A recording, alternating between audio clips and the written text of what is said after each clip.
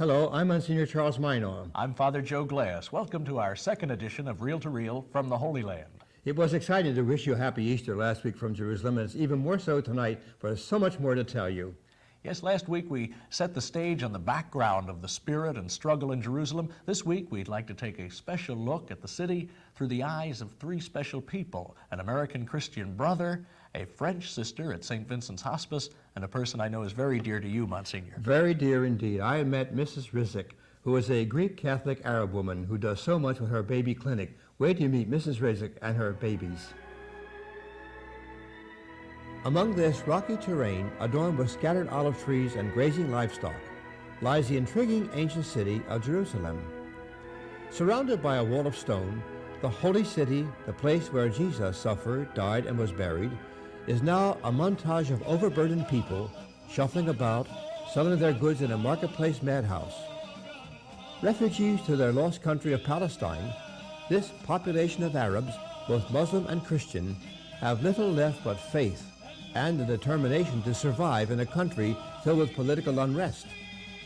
Just inside the Jaffa Gate, the presence of God can be seen through the work of one Christian Arab woman whose charitable acts and fortitude have brought good health care to those who are in need. In 1948, as everybody knows, after the mandate, we have been all taken out of our homes and we had to run away. Georgette Risik, who founded the Greek Catholic Society Infant Welfare Center in 1950, remembers the difficulties confronting Arabs when Palestine first became the State of Israel in 1948. All women used to meet every Tuesdays for a prayer, women's prayer. After that prayer, we used to sit down and talk things together, and the difficulties of each family and the difficulties of each one of us, what we are going through. We used to collect a little bit of, the money that has been collected. And then after the church, we will get out and decide who should we give this money to. The poorest, who needs it more, a sick person.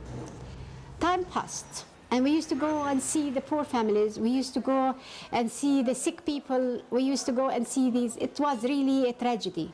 So we said we have to do more than just collect money and give it to these poor families. What should we start? So I said, it came out of me. I said, why don't we start a little clinic, a medical clinic? See these sick people that cannot pay doctors, cannot pay medicines. This thing went into our heads. It started cooking. After expanding on her idea, Mrs. Risik, with the help of her mother, a registered nurse, and a volunteer doctor, gained the approval of the Ministry of Health to open a baby clinic despite several previous rejections. I went to the church. And I asked them, could you give us a room? Where? I said, there is a cell there, You put, woods in it. Oh, I said, but it's no good. I said, but we can make it. I took the room, we whitewashed it, and we made it look very decent and well, and the table, and the white sheet on it, and the stethoscope, blood pressure machines, and all these little things that he really needed. He used to give us samples of medicines, he used to go around and get medicines, and he used to give the babies, and my mother was working with him, and she taught us how to receive the patients, and how to undress the patient, and how to prepare and take the temperatures. As political conflicts heated up, the desire to provide quality health care through the clinic was overshadowed by many obstacles. In a very short time, the doctor has been put in jail. We found out then that this doctor was a communist. And at the Jordanian government, of course, this was, it wasn't allowed. So one of these days, I received a telephone say, are you expecting your doctor? I said, yes. He said, sorry, he won't be coming. I went into some difficulties, But I was believing that we can continue. 3 days later, after the doctor was put in jail and we had no doctors, I received a telephone. He said, you strong woman, you're so decided. Your doctor now is in jail, I'll be your doctor. And I know you don't have the money to pay, and I'm ready to come, and I don't want any money. I want to come and see your patient. I said, hurrah, thank you so much. Of course, everybody was a volunteer. We did not carry out with money, you know. Money had nothing to do with us. Everybody came, everybody had free medication, treatment and medication and everything free. In 1951, the now established baby clinic was recognized by the United Nations Relief and Works Agency for Palestine refugees in the Near East. He said, yes, we can help you. We can give you a doctor. We can give you some medicines. I said, thank you very much. Okay, so they sent us a pediatrician with some medicines. Currently, having care for over 12,000 children under 10 years of age, the Infant Welfare Clinic has expanded its facility, adding several educational and medical programs. Among these include gynecology, dentistry, and audiology, backed with a modern laboratory. When she recognized that she's pregnant, she's expecting a child, she comes. And then, of course, she comes every month for a medical checkup. Her blood is taken and everything. She's giving the iron, and she's giving the multivitamins, and she's giving all the medication she needs during her pregnancy. After she delivers her child, after she delivers it and she's okay, she comes to us. When she comes here to us, of course, the baby is taken care of. We have an ENT clinic. It's very well equipped, and qualified people are working in it. Hearing tests we do for people and for infants. Mrs. Risik relies on the Lord for everyday survival and gives back to Him a type of intangible gift, Christian love in action. I'm very much blessed. I was married, I never had any children, you know. I missed them a lot. I felt very lonely. A mother and child, you know, this was my first way, thinking. Never mind, all these children, I would be mine and I will not miss a child. I've started it, and God has blessed me. And now I've got 4 children.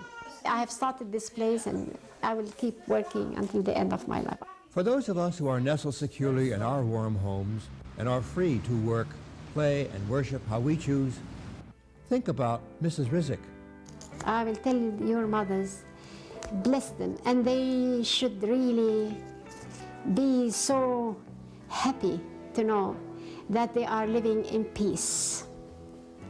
They go to sleep with their children. They can put their hands around their children and sleep and know they are still in their homes. Nobody is putting them out. None of their children is going to be shot the second day if he goes in a demonstration or anything, you know. They have enough to eat. They have enough to drink. And somebody is looking after them. But we are scattered people here, you know, we refugees. And we have to work hard to live, you know. Bless your mothers, you know, bless all the mothers there that they can make their children feel the love. Now, how massive are our problems?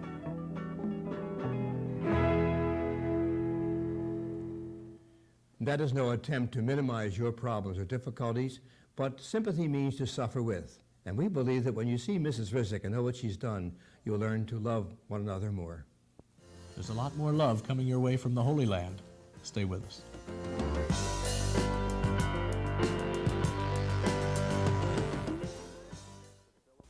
"20 years ago, leukemia took enough lives to fill a ballpark. But today, we're closing in on this killer, the Leukemia Society of America.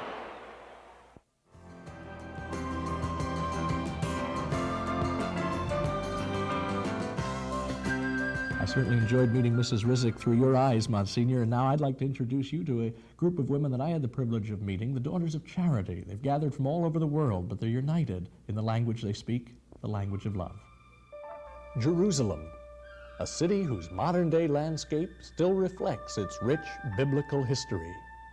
It was 2,000 years ago through these very streets that Christ walked among the blind, the lame, and the children.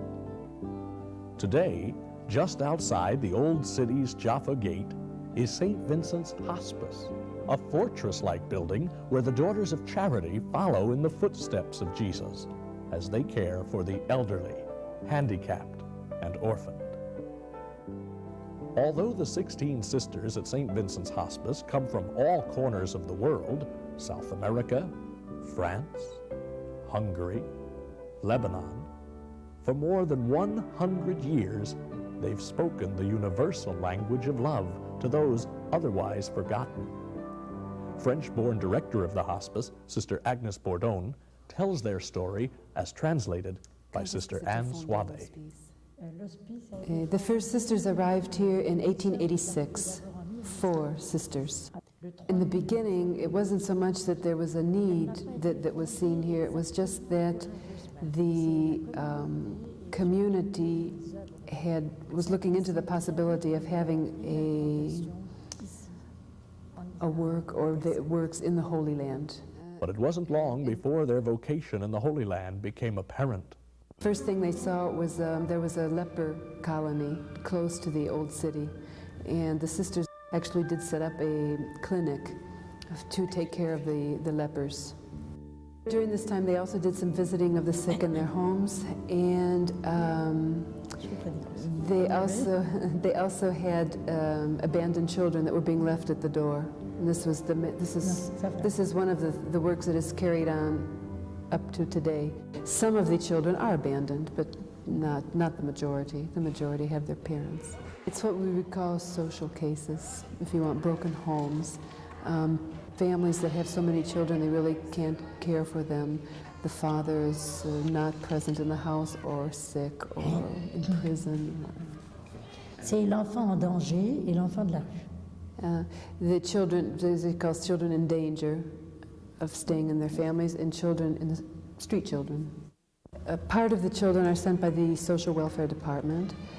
Part are individual referrals, especially parish priests who see that the children are in trouble and they need to be out of the home. Some just have heard about the place and they come by themselves, but from this area mostly, from the Jerusalem area, Judea. The most important thing is a family atmosphere that they try and create, that the children can feel at home. So this is the most important thing, since they already have, many of them have had a bad experience already of home. And so they, as much as possible, try to make the children feel as though they have something that belongs to them, that they have a place that they can say is their own. The majority of those who are elderly, for example, are those who have always been here, even maybe not since the foundation, but they started out as children, and there was no place for them to go when they reached the age of 18 or 20, and so they stayed. The elderly people pretty much keep to themselves, but many do knit, crochet. They also, several of them read Braille. They handicapped, also they had some also who have been here for a long time, since they were in the concentration camps. They have about 15, I think, of the handicapped population is Jewish. We have a house for handicapped children in Ein Kerem, which is a suburb of Jerusalem, and they are transferred here when they become bigger. Those who are transferred from Ein Kerem are Arabic Christian, usually, from the transfers that they get. The Jewish patients are the ones that have been here for a long time. They're separated into 3 sections. One is for really, there's not really much that can be done for them at all. The 2 other sections, one for men, one for women, who are able to do a certain kind of craft work or technical work with their hands to help them produce. If the St. Vincent's Hospice wasn't here, what are the alternatives for these people? Where would they receive the kind of help, the kind of support that's provided here? Probably they would be back in the streets, because often they come from other institutions who couldn't do anything with them. If they weren't here, she doesn't see where they would go. They'd probably be back in the streets. St. Vincent's Hospice is an amazing place. Any one aspect could be a full-time ministry in itself, but there they are, Monsignor, doing all 3, to the orphaned, the elderly, and the handicapped. Amazing. And to see an American viewpoint working in Jerusalem, stay with us. We'll be right back.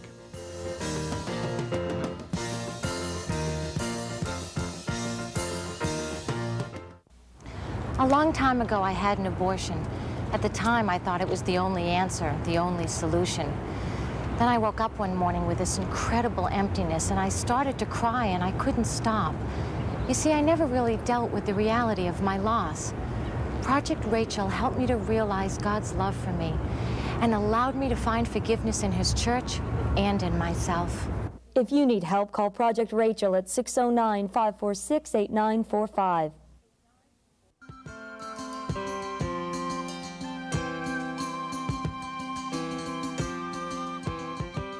we continue, Monsignor, I've got to say I'm always amazed. Wherever you travel in the world, you seem to bump into someone you know. Well, if you meet a Christian brother, you always know him if you're a brother's boy. We have seen the handicapped and disadvantaged and the children in the clinics. Now we'd like you to see what the Christian brothers are doing for the total education of the young men. Located just inside the new gate of the old city of Jerusalem is the Christian Brothers College de Frères de La Salle High School. This school challenges insurmountable odds in an attempt to educate Arab boys so that they may escape a life of poverty. Brother Robert Wise has been an instructor at De La Salle High School for years. A native Pennsylvanian, he taught in Philadelphia schools for over 26 years. Since his arrival, he has been instrumental in upgrading the quality of education offered by the school. Well, the College des Frères is an old school. It's about 120 years old now, and it's given the Christians here a place to plug into for over 100 years, and it has raised the level, first of all, of the Christians and later of the Muslim boys also. Well, we started Montessori. You'll see it's exactly like any Montessori room until you look at both sides. And the one side has all the English letters with all the numbers and all the little games that children play. And the other side is totally Arabic, which is their native language. Probably the strong point of the school would be its English formation. That we start English at grade 1, 7 times a week. So that by the time the boys are 9th grade, most of them can handle an all-English teacher fluently. And then by 10th grade, 11th grade, everything is taught in English.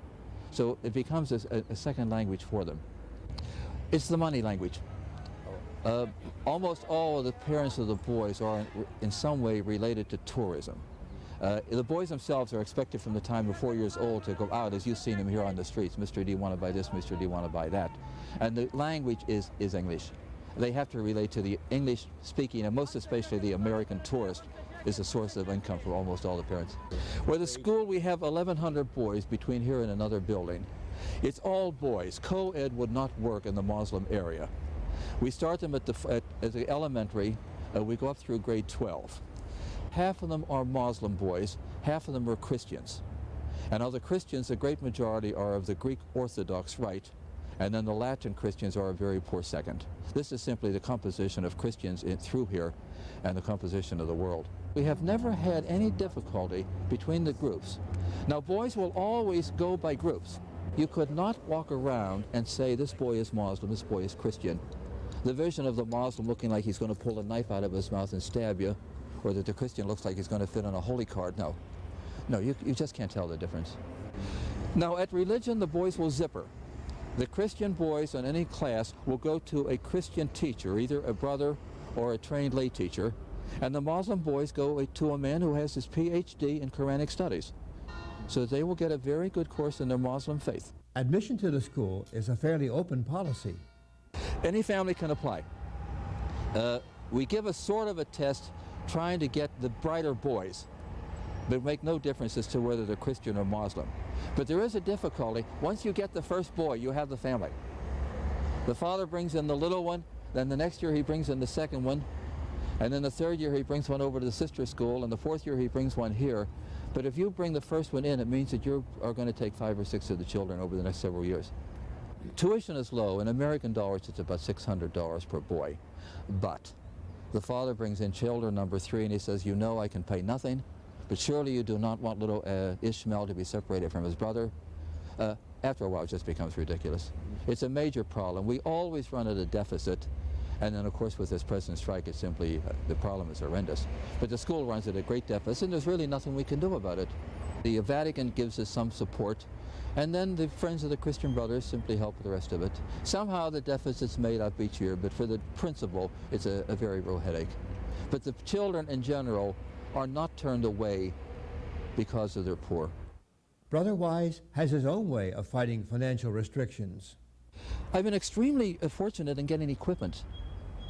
That I came here to get the science lab restarted after it had been used for 10 years. And as you know, Monsignor, many schools, Catholic schools in the United States are closing, combining. And when I found out that a school was closing, I would write them with a shopping list. This is what our school needs, together with an address in the United States where they could send it.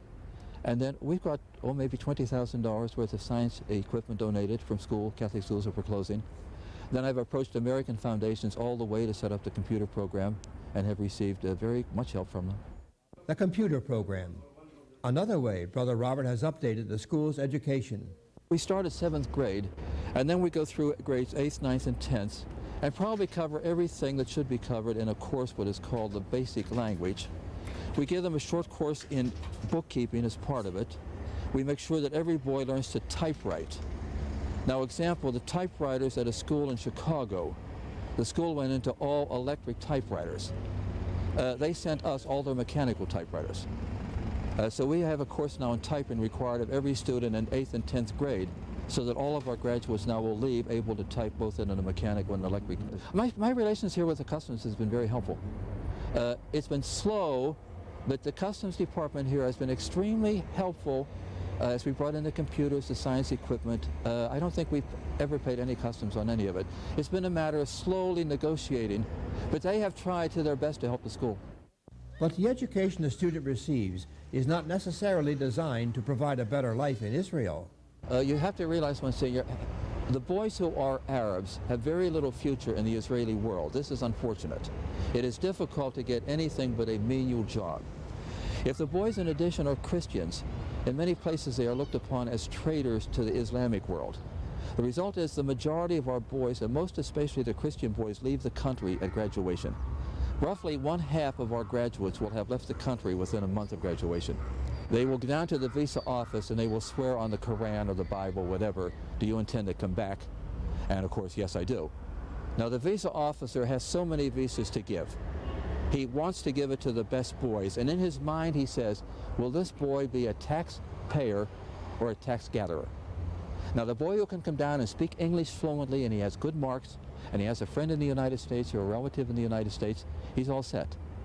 But will they come back? No. In general, no. Now this causes another problem, that where a family can send 2 or 3 of their children abroad, they will send the boys. And at present the Christian girls outnumber the Christian boys by about 2.5 to 1, which creates a very severe problem as the girls try to find, where do I find a Christian spouse? And I don't know an answer to the problem. The curriculum is designed to open as many foreign doors as possible. In 11th grade, which is taught almost entirely in English, they will take British-based examinations, it's called the GCE, and if they pass them, they can be admitted to any Western university on the strength of the GCE.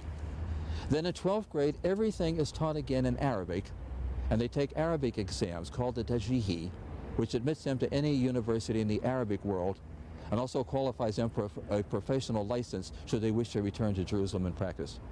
I intend to get a Spanish passport, and then I would like to go to Spain to study there and go to the army, you know, and then I'll come here and work something good for my country.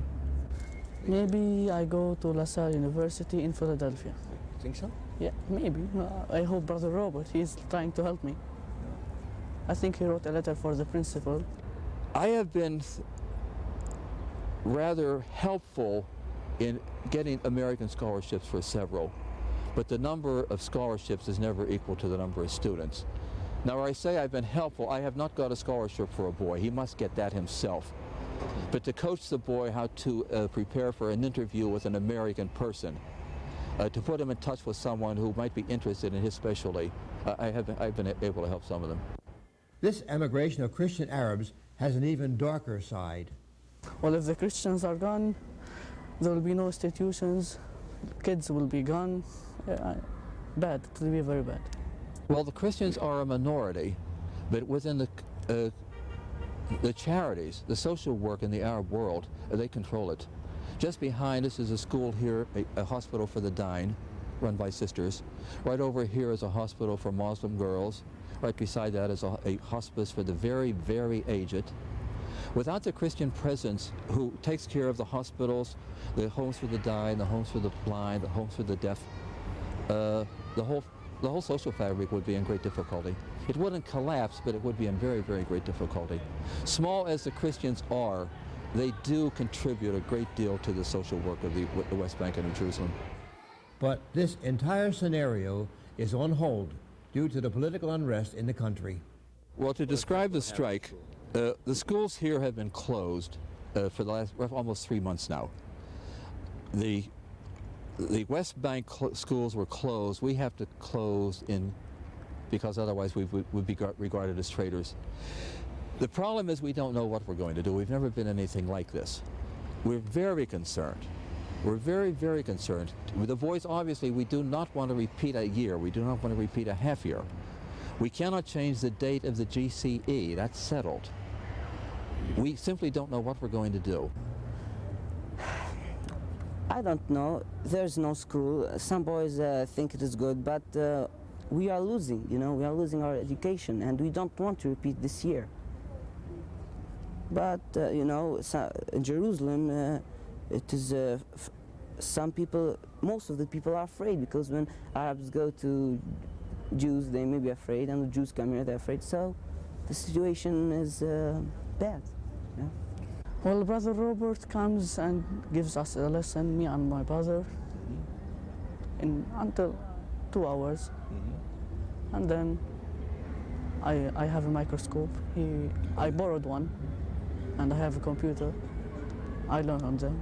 Yes, I want to go to school now, but Brother Robert every day comes to home to give us lessons. No, he does not want us to be idle. Well, at home I have a computer. Brother Robert twice brought it to me, and he comes 3 times in the week. He helps me.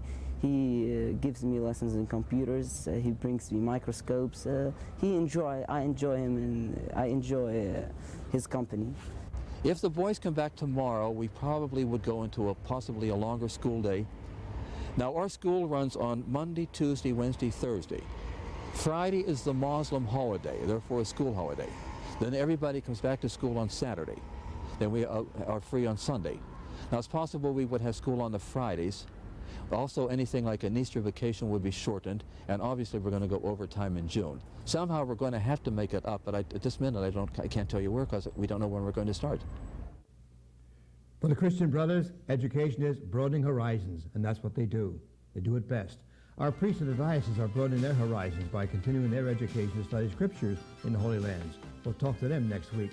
And we'll expand our horizons as we travel outside of the holy city of Jerusalem. We'll deliver the area of Galilee to you next week, the area where Jesus walked, taught, preached, and healed. Until then, good night and God bless you. Good night. See you next week from the Holy Land.